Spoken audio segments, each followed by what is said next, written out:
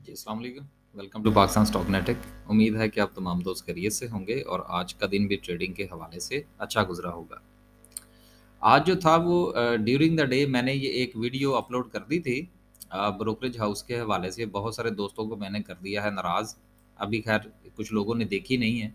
जिन जिन तक पहुंची है उन्होंने तो जो है वो नाराज़गी का इजहार कर दिया है। तो चलें बहरहाल, आपको भी अगर ये मसला है कि ब्रोकरेज हाउस में आपके पैसे जो हैं वो आपको टाइम पे वापस नहीं किए जाते, विड्रॉ जब आप करवाएं, तो आप भी वीडियो देख लीजिएगा कि उनको जो है वो अंदर खाते क्या मसला होता है। इसमें मैंने कुछ बयान करने की कोशिश की है।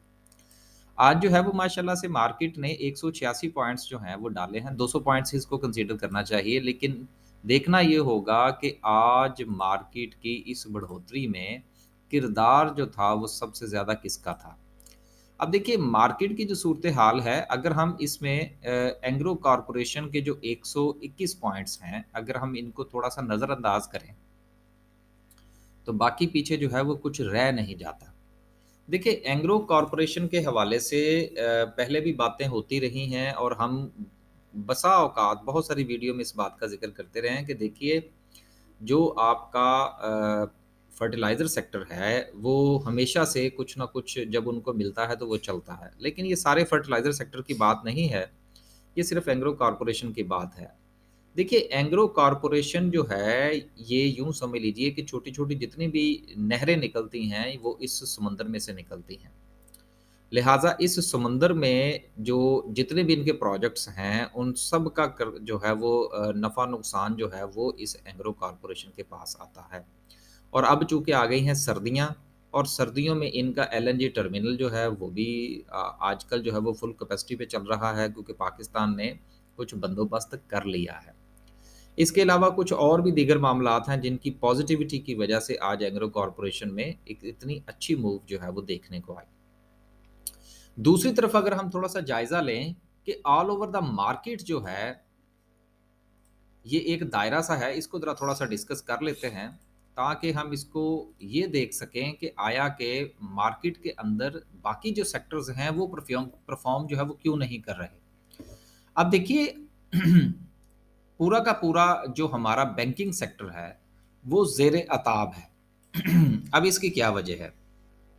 आपको याद होगा कि कुछ अरसा पहले, चंद दिन पहले, चंद हफ्ते पहले की बात है कि इस पर ये चहमगोइयाँ हो रही थी कि और सेनेट की कायमा कमेटी में भी ये बात गई थी कि कुछ बैंक्स जो हैं वो मुलविस हैं जाली एलसीज़ के हवाले से, जिसकी वजह से डॉलर के ऊपर जो है वो प्रेशर आया और प्रेशर अभी तक जो है वो मौजूद है। और ये बैंक्स जो हैं ये इसमें इनके ऊपर जो है वो जुर्म साबित हो चुका है। लिहाज़ा चूँकि स्टेट बैंक की तरफ से ये वर्डिक्ट आ गई है कि आइंदा चंद दिनों में इन बैंक्स को जुर्माना आयद कर दिया जाएगा।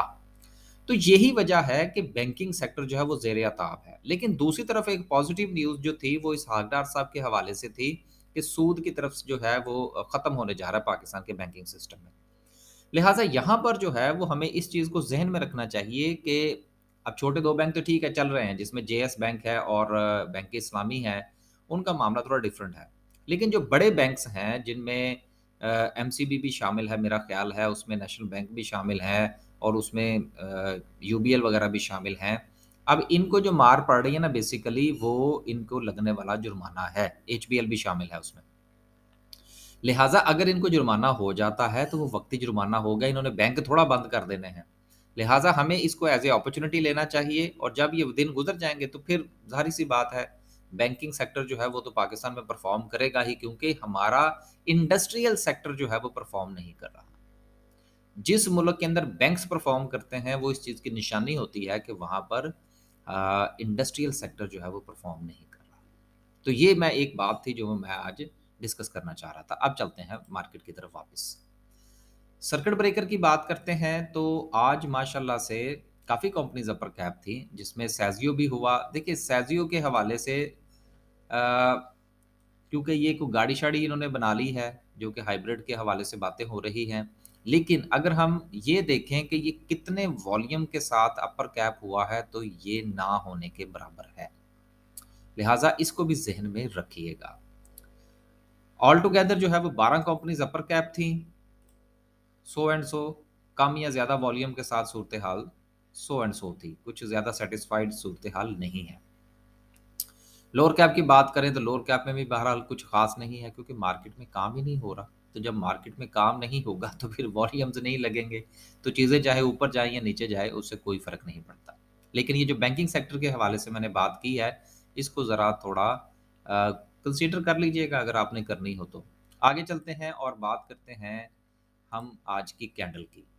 دیکھیے کینڈل سٹک جو ہے وہ یہ بتا رہی ہے کہ جی مارکیٹ جو ہے وہ اپنے اس زون میں سے نکلنے کا ابھی ارادہ نہیں رکھتی، اور ارادہ نہ رکھنے کی جو وجہ ہے وہ مارکیٹ کا لگنے والا والیوم ہے۔ والیوم چونکہ اتنا خاص نہیں ہے، اور اس کے ساتھ ساتھ آئے دن جو ہے وہ ہمیں کوئی نہ کوئی بری نیوز جو ہے وہ پاکستان میں مل جاتی ہے۔ تو نیوز کا سارا چکر ہے پاکستان کے اس وقت جو نیگوسیشن ہے آئی ایم ایف کے ساتھ، گو کہ اس کے حوالے سے خبریں تو ہیں کہ جی وہ کیا کہتے ہیں جی، اب میرے ذہن سے وہ ایک لفظ نکل گیا ہے، یعنی کہ چھوٹے لیول پر آپ کہہ لیجئے کہ جو ان کے معاہدے ہیں وہ معاہدے کے قریب پہنچ چکے ہیں، لیکن ابھی مجھے بہرحال اس حوالے سے کوئی کنفرمیشن نظر نہیں آئی، لہٰذا یہ کہنا قبل از وقت ہوگا۔ لہٰذا یہ دسمبر کا مہینہ جو ہے وہ پاکستان پر بھاری رہے گا۔ ہماری ریمیٹنس جو ہے وہ کم ہوئی ہیں، ریمیٹنس جو ہے یہ کم ہونے سے ہماری امپورٹس کے اوپر بہت فرق پڑا ہے، اور آنے والے دنوں میں بھی پڑے گا۔ لہٰذا اگر ہماری ریمیٹنس کم ہوتی ہیں، ڈالر کے اوپر پریشر مزید بڑھے گا، امپورٹس کے اوپر مزید پریشر آئے گا، ایکسپورٹ کرنے کے لیے ہمارے پاس ہے کچھ نہیں، اور اگلے میرا خیال ہے کہ شاید ایک آدھ مہینے میں ہم نے کوئی یورو بانڈ وغیرہ بھی واپس کرنے ہیں، سکوک کا بھی کوئی میچور ہونے کے چکر میں ہے۔ تو یہ سارا کل ملا کے جو صورتحال ہمارے سامنے آتی ہے وہ کوئی اتنی اچھی نہیں ہے۔ لہٰذا ایسی صورتحال میں انویسٹمنٹ کا جو وقت ہے وہ ہوا چاہتا ہے، اور میں گزشتہ کافی دن سے اس کو دہرا رہا ہوں کہ جب مارکیٹ پر پریشر آئے آپ اپنی مرضی کا شیئر کی کچھ نہ کچھ کوانٹٹی ضرور بائی کیجیے۔ اللہ حافظ۔